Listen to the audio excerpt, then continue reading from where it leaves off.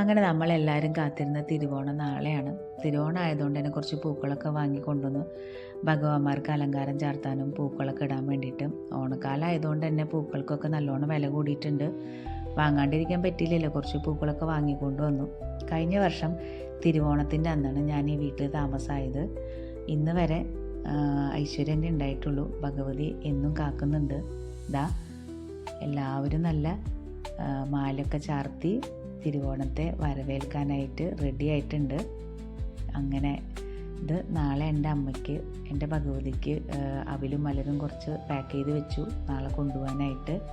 പിന്നെ ഞാൻ കുറച്ച് പൂക്കളൊക്കെ മേടിച്ചിട്ടുണ്ടായിരുന്നല്ലോ, അതുകൊണ്ടൊരു ചെറിയൊരു ഓണപ്പൂക്കളുണ്ടാക്കി.